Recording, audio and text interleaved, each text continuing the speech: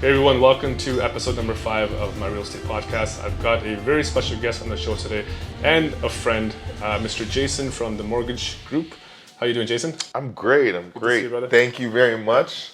You know, it's almost Raptor season, right? Yeah, man, I'm looking forward to it. You got red on, so yeah, I'm just trying to. Actually, you know what? It's a red orange. I'm trying to match the couch. That works. I didn't know, I knew, right? It's not a Raptors podcast, but we're gonna talk a little bit. No, we're gonna talk about real estate. You know, as he mentioned, I'm a mortgage broker with the Mortgage Group. I've been doing mortgages for almost as a broker 12 years, but I've been in banking for over 17 years. Nice. Probably actually maybe closer to 20. So it's been an interesting ride. I feel like I've seen rates go to basically zero, and now rates are basically back to when I started my mortgage career.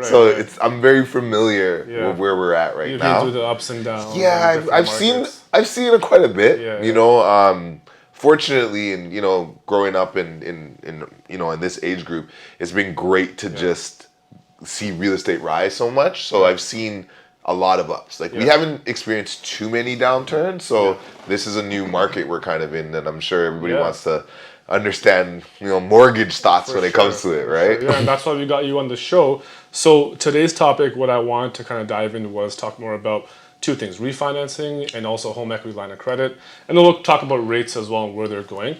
So tell the audience or talk to us about, you know, what is a refinance and what is a home equity line of credit. And to follow up on that, why is that even important? Why would somebody even refinance? What's the point of it? Okay, so a refinance is essentially what you're trying to do is extract equity out of your home. Right. So let's just like put like a basic situation.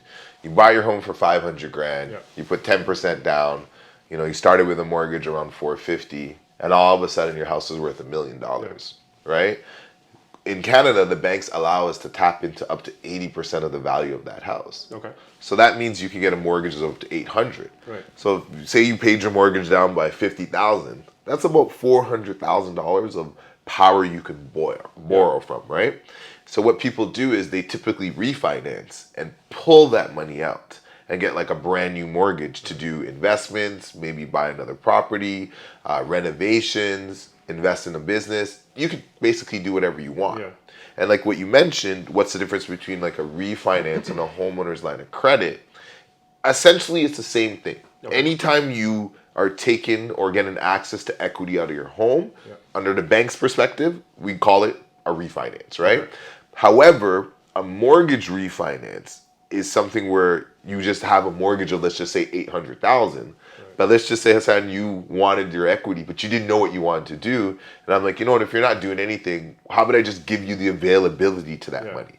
And then that's where you would get like a homeowner's line of credit. Got it. Okay. So that's the difference. However, the line of credit, there are some stipulations where we have rules where you can only borrow up to 65% of the value of the house. Right.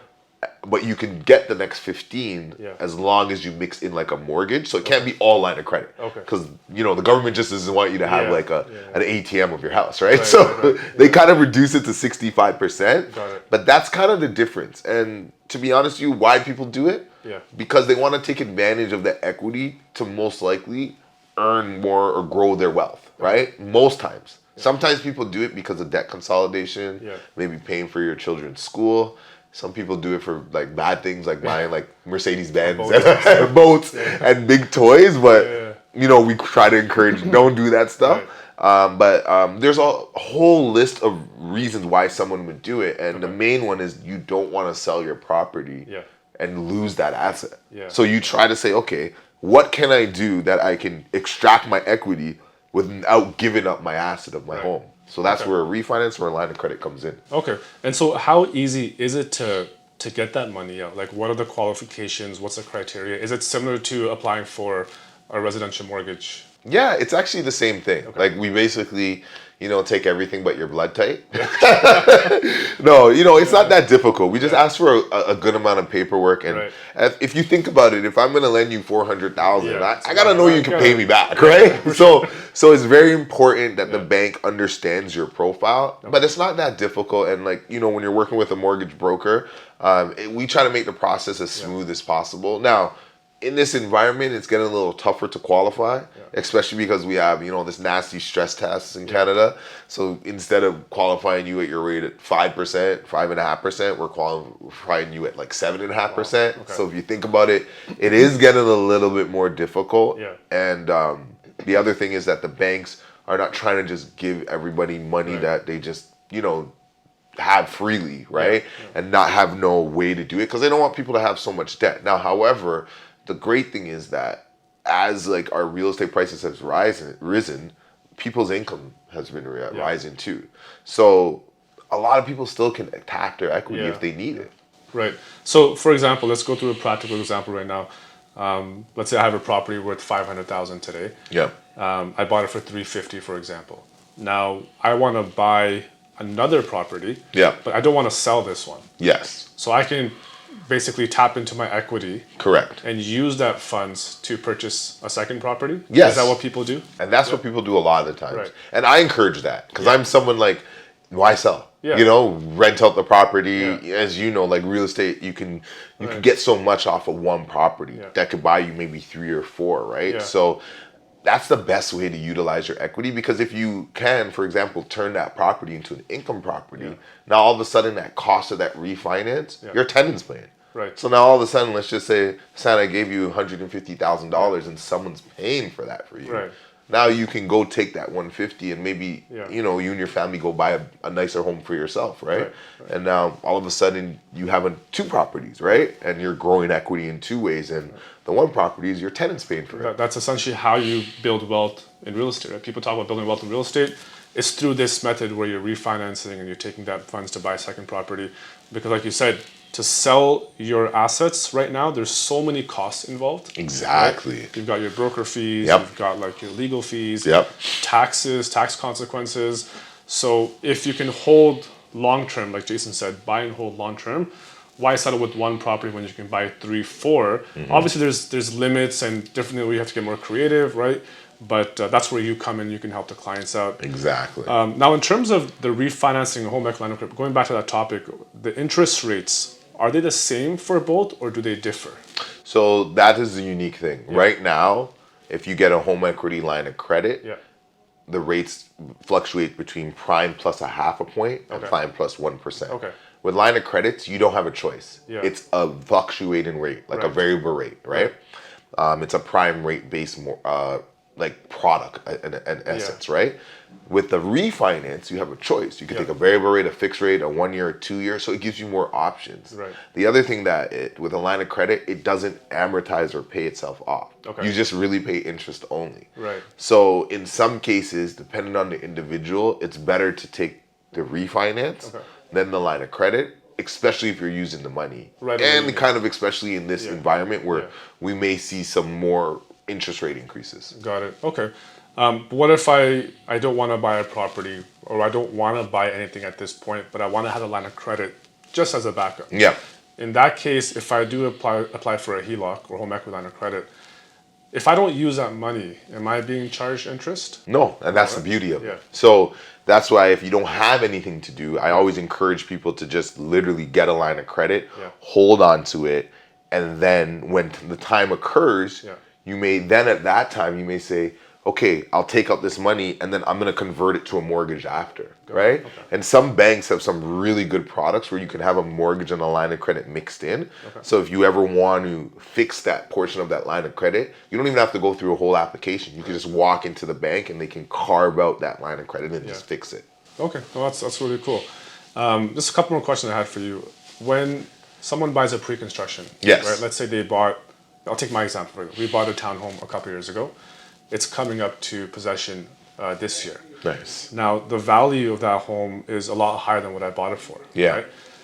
Can I refinance or get the HELOC as soon as it's ready, occupancy is there, or do I have to wait a year or 2 years? What's the process? Honestly, that's an amazing question because a lot of us have, like even myself included, I bought some pre-construction.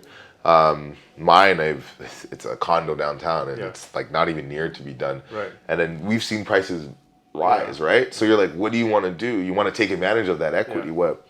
It's a 2-step process. Okay. You have to close first. and then you can go to the bank and refinance. Okay. What I usually encourage my clients to do is actually to close with one bank and then refinance with another one. Okay. And the only reason I say that is because you usually get a better like business from someone that wants to take your business from someone else Okay. compared to your bank that you're at. Yeah. And it all depends on your relationships. Yeah. And what you'll see sometimes, you'll see appraisals actually coming higher with a new bank compared to your bank. Yeah. Now, I don't know if there's some secret that the banks tell the appraisers. I can't tell you what goes on in between that because they maintain independence from us. Right. But overall, it's best to like close it and then go and then refinance right away. Yeah. Now, there are some B banks that will actually give you the current, will mortgage you at the current value. Okay. So the rates are a little bit higher, but if you need to do it right away, you know, like let's just say, for example, you're someone, you only put 10% down on your purchase and you don't have the extra 10%, but the value's gone up by, let's just say 20. You might be able to go to that bank and not put no more money down because you can just go and get at what the 80% of the current market value compared to 80% of your purchase price. So that can help you a lot, right? Okay. That's really, because I know a lot of guys have closings coming up and, you know, they want to be able to tap into equity. So talk to Jason for that information. I think that's a great tip that he provided. Last question. We're not going to get out of here without talking about interest rates. My favorite thing. Your prediction, forecast. What's the environment? What's the climate right now? And where do you see it going next year? It's honestly, it's hard to say because we're in a weird world and a weird environment right now. Really There's a lot of global political activities. And I know like, you know, you may be saying, why am I talking about global political when we're talking about interest rates? But it's all connected. Unfortunately, in Canada, you know, we are a big country, but in the terms in comparison to some of like our peers to the south, or we're very small. So we don't mean that much. So we kind of follow the leader, as I say, with the U.S. And they're in a great issue with inflation, just like we're in an issue with inflation. So I think rates are still going to go up a little bit. However, the interesting thing about inflation and prices is that we as customers, we get to the point where we reject them. Where we're saying, you know what? I'm not paying this no more. So I'm not buying it. And then after a while, what businesses have to do is they have to lower that price. So I think over time, what we're going to see over the next few months is inflation is going to tame down, which will cause Bank of Canada to stop raising rates. And may even reverse. Because I think what they're doing is going to push us into a recession, which is bad for the economy, but great for real estate. It's just so bad to say. I know. Because people may be losing their jobs and then we're sitting here like rates are going down, let's go buy more houses. But like for the economy and for everyone else and what we want, it's a weird thing because we want rates to go down. But when rates go down, it's actually a sign of bad times. Yeah, that's interesting. You know, so it's like when you look at it in a perspective, what do you want as a citizen of Canada or US? Like, do you want the country to do well, which would mean that rates should have a moderate increase and we should have, you know, higher rates than we have right now? Or do we need more affordability because our housing prices and our costs are going up? So in order to afford these things, we need lower rates. So it's like a catch-22. So next year, this time, I believe rates will be lower than they are today. So if you are somebody, especially our realtor investors friends who are looking for income properties and stuff, I think now's a great time to go buy. I also think if you're a homeowner and you can afford these interest rates and possibly a little bit higher, I think it's an amazing time to buy. I'm seeing some great deals out there. 100%. And I think what happens is that prices always return to the norm. So like that February mark that you realtors know, like where the prices are, that's like a mark now. So now, like in a weird way, all of us as a collective want to get back to that level. So, you know, the market should push back up. But in this time right now, there's some people that I was looking at a stat the other day that you could actually buy a house now with 20% down and have a lower payment and less money out of your pocket than if you were to buy a house in February with more money down, right? That's or even less. Some of these properties are going for under $1 million. So as far as rates go next year, a lot lower than, not a lot, but lower. Are we going back to those pandemic zero rates? That's over. I don't think we're going ever back to that unless we have another what they call like black swan event. Yeah. And then it puts us into that environment where the governments will have to reduce rates to stimulate demand. But if you think about why we got to bottom rates, does anyone want to go back to that? No. So it's like you know what I mean. So it's like what do you want? Do you want to have a normal life and have normal interest rates, or do you want interest rates to be zero and us be locked in our houses again? Moderation is the best. Balance is always the best. And that's how I feel. Like I don't want. Me as a mortgage broker, and I'm sure you as a realtor, that it was crazy to just deal with it, to even advise people, and even to say what is a price. With actual interest rates, you could actually say what something is worth. When interest rates are zero, it makes things worthless in a sense, and then prices just, I think they go too high. Yeah, no, totally agree. I think that was a very deep. Yeah, sorry. Is it too deep? No, that was a great perspective actually. So I learned a lot from that because you're talking about economy, global politics, everything involved, which has such a immense impact on our country and our rates. So you have to kind of look at it from a macro perspective, and I think you answered that beautifully. So thanks for that. Last few questions, rapid fire, totally unrelated to mortgages. Oh, let's do this. All right. I'm going to ask you, what's the best piece of advice somebody gave you? Oh, well, to be honest with you, my mom, when I was younger, gave me this poster, and she said, excellence is not being the best, but doing your best. Wow. Okay. So I think from my mother, that was the best advice I've ever had. I think I got it when I was in grade 6. Nice. And it actually stays with me. It's in my room in my office right now. And I think that's the best advice, because sometimes we sit there and we're like, we want to be the best. But the best thing that all of us can do as an individual is to be the best person that we can be. Like, I don't need to be better than you. I just need to be the best Jason. And the best Jason is what the world needs, you know? I love it. That's good. That's good. What's the best movie you've ever seen, or favorite movie? Oh my God. Dark Knight. Really? Like, I'm obsessed with that movie. That's to be honest with you, that's the greatest movie of all time. You can watch it over and over again. It's just the best movie ever created. And I think it also sucks because now when I watch any other Batman movie, it's just like, what am I watching? Awesome. And we'll go back to our first topic, the Raptors. Where do you see them going? Raptors are going to be finished third this year. Third in the conference? Third in the conference. We're going to the Eastern Conference Finals. I don't think we're going to go to the finals unless Masai pulls off and gets Shy. Let's see, man.